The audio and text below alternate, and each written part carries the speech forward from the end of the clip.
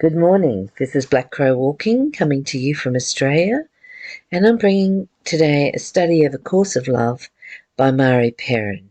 We're up to chapter 9, verse 38, and if you would like to join us anywhere in this book, you'll get a lot out of it. We only read 1 to 2 verses a day, which is enough for us to get our hearts around. So let's begin. Again, this is but a distortion of creation. We have been talking about using people to supply a lack. Maybe it's loneliness that you're using people for. So we'll go from there again. Again, this is but a distortion of creation. You remember that wholeness is achieved through union, but not how to accomplish it. You've forgotten that only you can be accomplished. Only you can be accomplished. You believe that by putting various parts together, a whole can be achieved. You speak of balance and try to find something for one part of yourself in one place and something for another somewhere else. This one fulfills your needs for friendship and that one for intellectual stimulation. That's what we're doing. We're using each other for intellectual stimulation and friendship and to stop being lonely. In one activity, you express your creativity, and in another, your prayerfulness, like a diversified investment portfolio. You think this parceling out of different aspects of yourself protects your assets. You fear putting all your eggs in one basket. You seek to balance the things you label drudgery and the things you label exciting. In doing so, you see yourself as spending your time wisely, and you call yourself a well-rounded individual. As long as more than this is not sought, more than this will not be realized. There is more, beloved.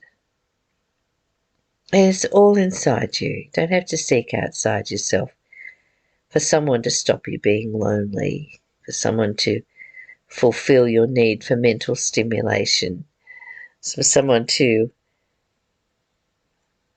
line up those eggs in your basket.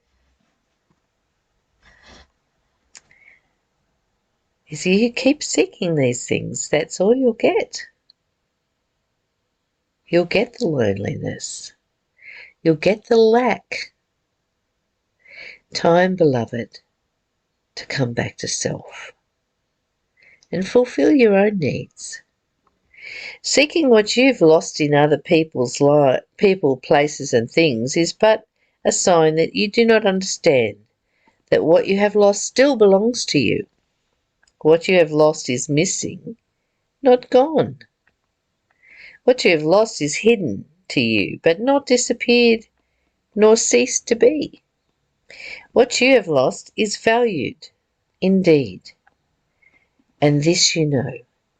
But you know not what this valuable thing is. One thing alone is sure. When you have found it, you will know that it has been found. This is what will bring you happiness and peace, contentment and a sense of belonging. This is what will cause you to feel as if your time here has not been in vain. You know that whatever else your life seems to be for, if on your deathbed you have not found what you have sought, you will not leave in deepest peace, but in dark despair and fear. You will have no hope for what lies beyond life, for you will have found no hope in life.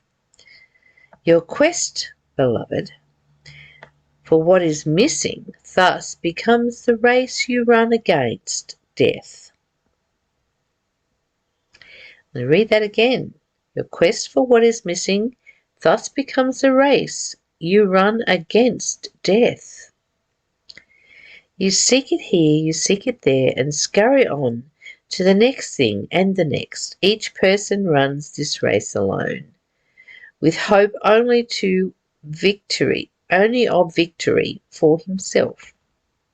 You realize not that if you were to stop and take your brother's hand, the race course would become a valley full of lilies, and you would find yourself on the other side of the finish line, able at last to rest. What would it mean for you to take your brother's hand? What would it mean for you to give up the race and just have won?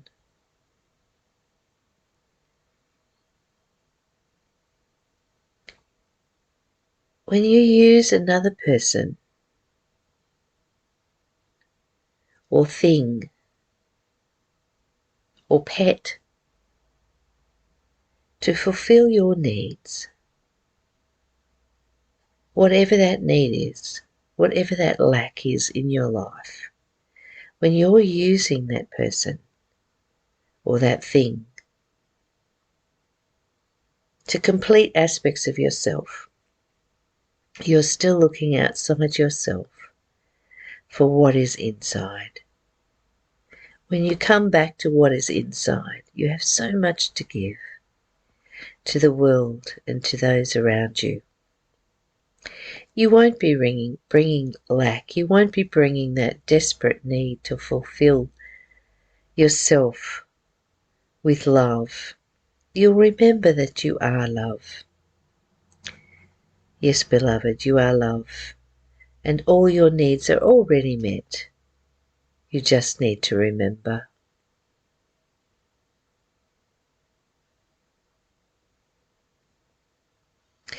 The injunction to rest in peace is for the living, not the dead. Rest in peace, beloved. But while you run the race, you will not know it. Competition that leads to individual achievement has become the idol you glorify. What are you trying to achieve? And why? And what will it get you? Does it get you that beautiful peace that is your natural state, that you rest in? Or does it give you a moment's glory, a moment's excitement till you go on to the next thing, trying to fulfill that same need?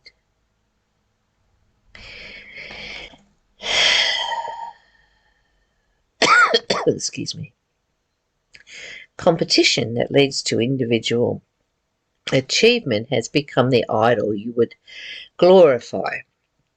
And you need not look far for evidence that this is so.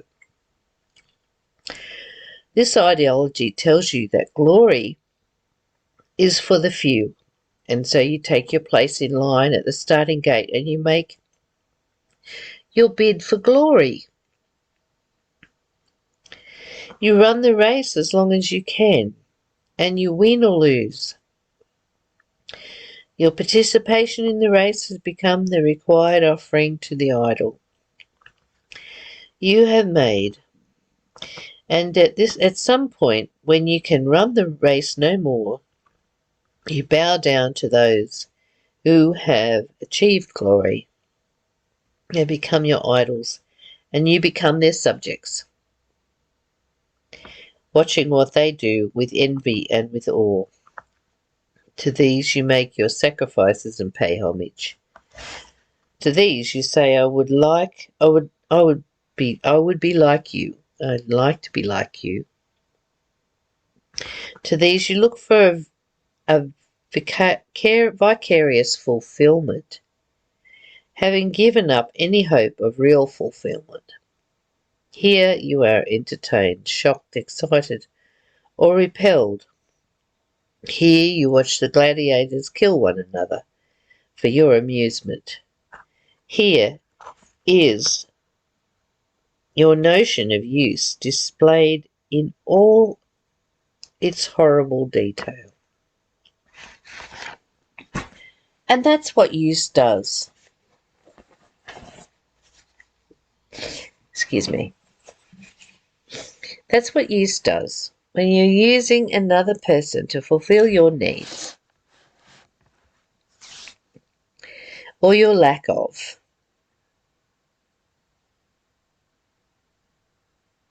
who is it that needs to fulfill your needs? Who is it that is suffering the illusion of lack? Come back to you, beloved. You are here for such a short time. Why play that game? Why run that race? Why be this person that's constantly seeking and desperate to find fulfillment outside yourself? When you love yourself, beloved, you love the divine within you, and that's who you are. Come back. It's an invitation only. You can still run the race if that's what you need to do. You can run around looking for people to meet this need and that need and this need and that need. Or you can come back to yourself and simply be the love that you are. Rest in peace today, beloved. Happiness, peace and freedom, your natural state.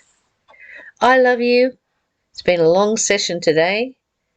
I hope that you enjoyed it and that you get something out of it. Maybe it'll fulfill the lack in you. I love you. Bye for now.